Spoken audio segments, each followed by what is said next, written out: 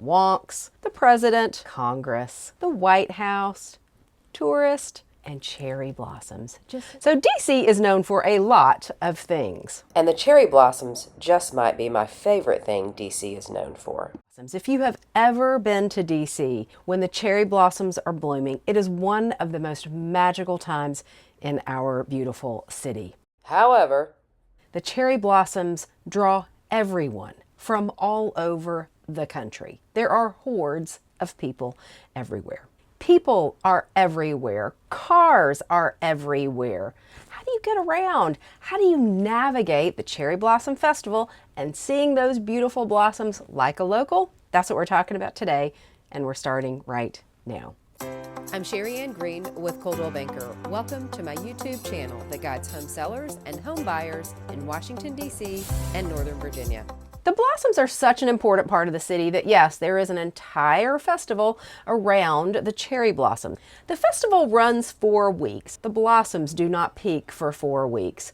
They probably only peak for about a week. We might get almost 2 weeks if we're lucky. Trying to predict when those blossoms are going to come out, it's just near impossible. So instead of just having it for a week and missing the blooms altogether, several years ago the festival planners decided to put together a 4-week schedule of events. It lets more people be involved, truly. It lets more tourists get to town and celebrate the festival, and eventually those blooms are coming out at some point during that festival time period. The festival this year runs from March 20th to April 14th, and peak bloom is expected to be March 23rd through the 26th. And there are lots of things to do during that festival. More on that later. So first, let's talk about the history of the cherry blossoms in Washington, D.C., so you can understand why it's such an important part of our culture. The National Cherry Blossom Festival commemorates the 1912 gift of 3,000 cherry trees from the mayor of Tokyo at the time to the city of Washington, D.C. And it celebrates the enduring friendship of the two countries, the United States and Japan. As I mentioned, the festival is 4 weeks long and it welcomes over 1.5 million visitors. The festival is organized by the National Cherry Blossom Festival, Inc. It's a 501c3 that is dedicated to promoting the beauty of nature and the enduring friendship between Japan and the United States. The cherry trees are extremely delicate, so taking a branch, picking a blossom, putting it in your hair, climbing a tree can all damage and even kill a cherry tree. So please look, but don't touch. Snap all the pictures you want, just don't snap a branch. So how can you celebrate the blossoms in style? Each year there is a list of events. Most of them are repeat events. We see these events year after year because people love them. There is an opening ceremony which kicks off the entire festival. It features special performances with artists with ties to both countries. Can't attend the opening ceremony but want to get your house involved in all of the festivities? The Petal Porches was created to create a way for all of us to celebrate at home. Petal Porches encourages all of us in DC to decorate our front doors and our porches with petals and blossoms and pink to mark the festival. There's a contest involved and you can register your house so that it's on the official Petal Porch registry. For more information on how to decorate your house and how to register, check out the link below in the description so you can get all of the information on Petal Porches. One of the largest spectator events as part of the festival is the parade. If you want a grandstand seat,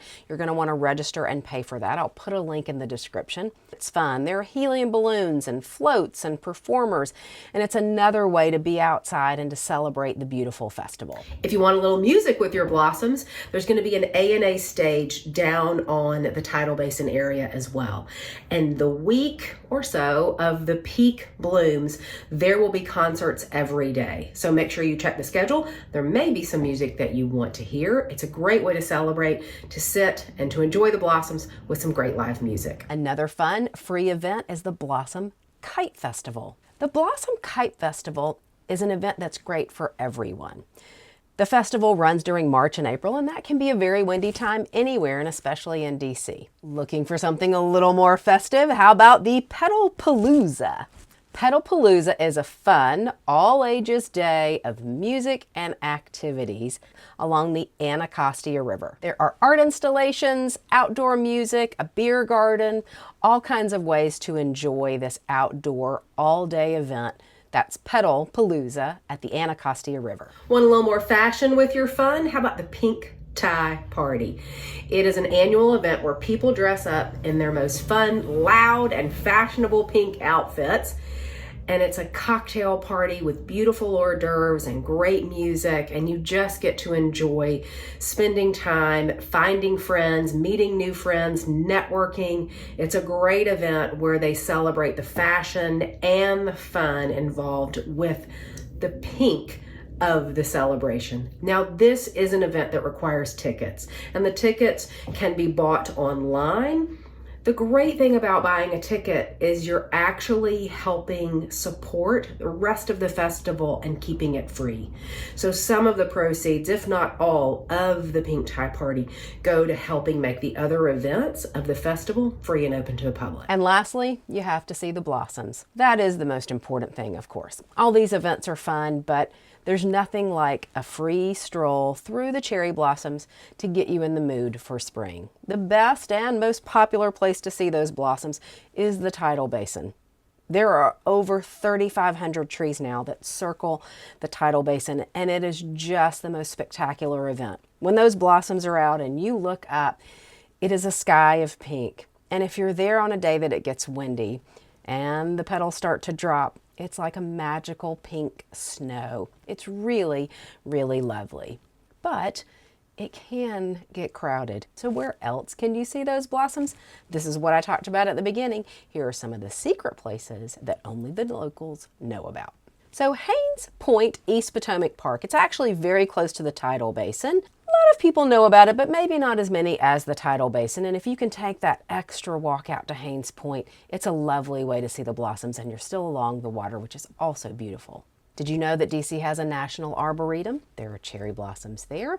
The Arboretum is a beautiful green space with lots of amazing trees and plants, and that is a secret place for you to see the blossoms. The Basilica of the National Shrine of Immaculate Conception also has beautiful cherry trees, so you can find peace and solitude and beautiful blossoms there as well. Congressional Cemetery also has beautiful cherry blossoms. Again, another reverent place to see the blossoms and to celebrate the season. And lastly, Kenwood, Maryland.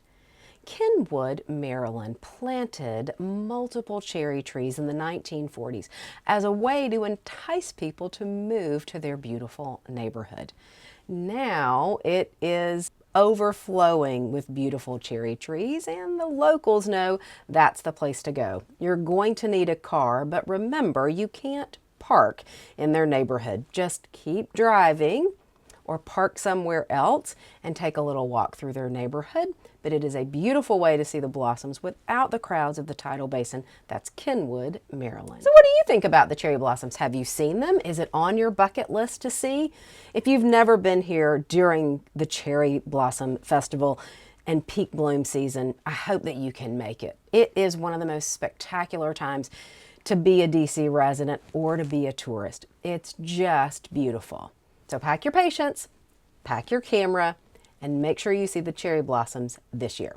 Are you new to my channel or you just haven't subscribed yet? Make sure that you do. I post new videos either about Washington, D.C. or real estate in the Washington, D.C., Northern Virginia area, and I'd love to have you come along. Before you go, check the link in the description to download my DC Insider Guide.